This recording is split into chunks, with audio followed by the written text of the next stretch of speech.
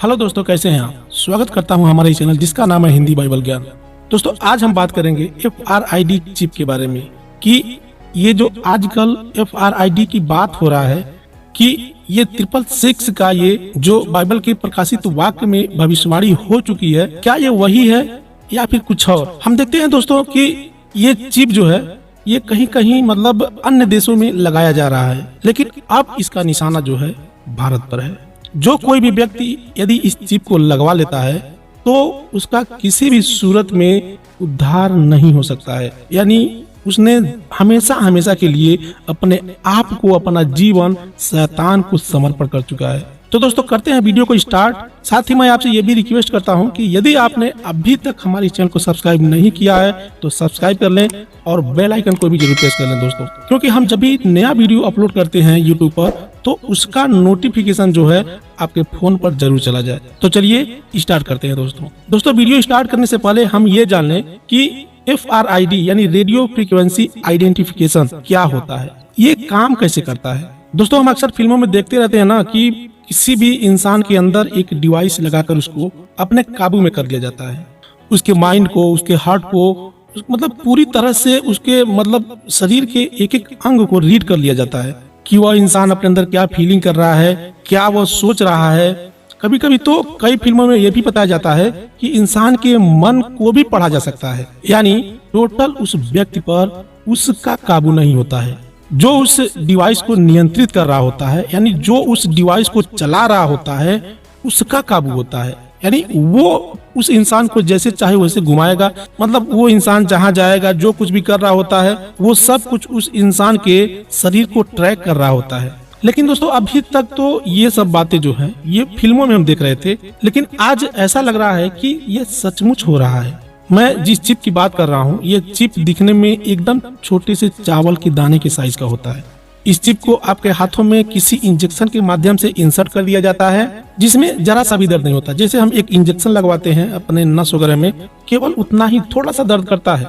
लेकिन इस चिप का काम ये होता है कि इसको आपके हाथों में इंसर्ट कर दिया जाता है और आपके बॉडी का जो भी मतलब हार्ट हुआ, ब्रेन हुआ, सब कुछ ये मतलब जो उसको नियंत्रित कर रहा होता है वो सब कुछ मतलब आपके बॉडी को मतलब रीड करेगा। आजकल बहुत सारे कंपनियों में इसका इस्तेमाल भी किया जा रहा है। जो भी व्यक्ति इस चिप को लगवा चुका है उसके लिए थोड़ी सुविधा तो है। जैसे जिस कंपनी में वह काम कर रहा है वह दरवाजे पर हाथ रखता है और दरवाजा ऑटोमेटिक खुल जाता है या लॉक हो जाता है, या फिर कंप्यूटर के कीबोर्ड पर हाथ रखता है और कंप्यूटर ऑटोमेटिक लॉक हो जाता है या ऑन हो जाता है, या फिर आप कहीं पैसे निकालने जाएंगे तो भी मतलब सारे लेन देन का हिसाब मतलब उस चिप से ही किया जाएगा। उस चिप के जरिए आपके अंदर मतलब रेडियो फ्रीक्वेंसी काम कर रहा होता है। उस कंपनी का मालिक या जो भी उस चिप को ऑपरेट कर रहा होता है वह आपको ट्रैक करता रहेगा कि आप कितने समय ड्यूटी पर आए हैं, आपकी आइडेंटिफिकेशन क्या है, आप कितना समय काम कर रहे हैं, आप कब घर जाएंगे, मतलब जो कुछ मतलब ये सब जो है उस चिप का जो ऑपरेटर होगा, जो उसको चला रहा होगा, उसको सब कुछ आपके बारे में पता रहेगा। जैसे शैतान ने आदम और हव्वा को फल खिलाकर, शैतान ने क्या कहा था आदम और हव्वा से कि ये फल बहुत ही अच्छा है, हुआ तुम खाओगी तो तुम परमेश्वर के तुल्य बन जाओगे। उसी तरह से शैतान ने इस दुनिया में लोगों को ये चिप के माध्यम से लगवा रहा है और जो कुछ भी वो करना चाहेगा वो करेगा। वो आपसे चोरी भी करवा सकता है, वो आपसे हत्या भी करवा सकता है, वो आपसे कुछ भी करवा सकता है। बाइबल सिखाती है कि इस दुनिया को परमेश्वर नहीं शैतान चला रहा है। यदि परमेश्वर चला रहा होता तो दुनिया में आज इतनी पाप नहीं होती, इतनी बुराई नहीं होती, कोई किसी को धोखा नहीं देता, कोई किसी से झूठ नहीं बोलता, कोई किसी का नुकसान नहीं करता। इसलिए जो है इस दुनिया को शैतान चला रहा है। दोस्तों जिस तरह कोई व्यक्ति यीशु पर विश्वास करता है और उसे एकमात्र परमेश्वर मान लेता है और वो जो है परमेश्वर के राज्य का एक वारिस बन जाता है, उसी प्रकार जो कोई व्यक्ति इस चिप को लगवा लेगा ना, शैतान के राज्य का वारिस बन जाएगा। वो अनंत काल के लिए अपने आप को शैतान को दे देगा। लेकिन आप लोग सोच रहे होंगे कि ऐसा कब होगा, क्या बाइबल में इसके लिए कोई उचित समय लिखा है? हाँ बिल्कुल लिखा है। बाइबल सिखाती है कि जब रैप्चर होगा, यानी दुनिया के जितने भी लोग मतलब जो मसीही लोग हैं, जो सही मायने में यीशु को अपना जीवन समर्पण कर चुके हैं, वो अचानक एकाएक आकाश में उठा लिए जाएंगे। जहाँ पर बादलों में हम प्रभु यीशु से मिलेंगे और उसके बाद हम स्वर्ग में जाकर प्रभु यीशु मसीह के साथ आनंद मनाएंगे। मैं उनकी बात कर रहा हूँ जिनका रैप्चर होगा, जो सही मायने में अपने पापों से मन फिराकर यीशु को अपना जीवन समर्पण कर चुके हैं, यीशु के साथ दुख उठाए हैं, उसके सुसमाचार के लिए दौड़ दौड़ कर लोगों को बताए हैं। मैं उनकी बात कर रहा हूँ।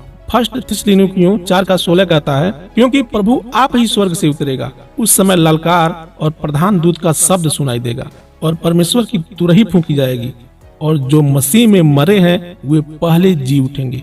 तब हम जो जीवित हैं और बचे रहेंगे और उनके साथ बादलों पर उठा लिए जाएंगे कि हवा में प्रभु से मिले और इस रीत से हम सदा प्रभु के साथ रहेंगे। इसलिए इन सब बातों से एक दूसरे को शांति दिया करो। अब जो है दोस्तों, रैप्चर हो जाने के बाद ना शैतान अपना प्रकोप दिखाएगा।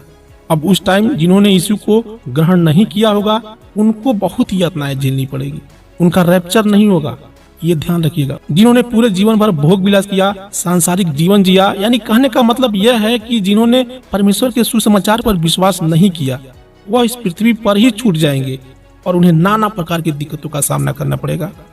शैतान उनको इतना मजबूर कर देगा कि वह मौत भी मांगेंगे तो उनको मौत भी नहीं मिलेगा।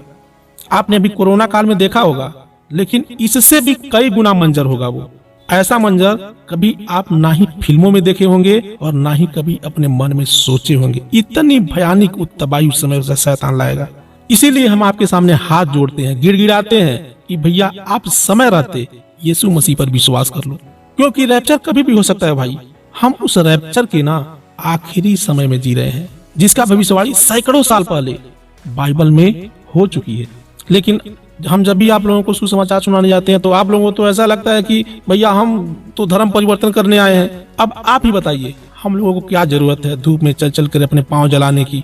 लेकिन दोस्तों, मैं आपको एक बात बताऊं ना, हमारे परमेश्वर की ऐसी शिक्षा नहीं है जैसा कि आप समझते हैं। हमारा परमेश्वर कहता है कि अपने दुश्मनों से प्रेम करो, अपने पड़ोसियों को अपने समान प्रेम करो। तो हमारा यहाँ पर तो कोई दुश्मन है ही नहीं। हमारा दुश्मन तो केवल वो है शैतान, जिसने बहुत सारे रीति रिवाज बनाकर, जात पात बनाकर हमारे भाइयों को बहका दिया है, हमारे भाइयों को हम लोगों से अलग कर दिया है। वो है हमारा दुश्मन। दोस्तों, नूह के समय में भी ना ऐसे ही लोग हुआ करते थे। सभी लोग शादी विवाह, मूर्ति पूजा, सांसारिक रीति रिवाज में फंसे हुए थे।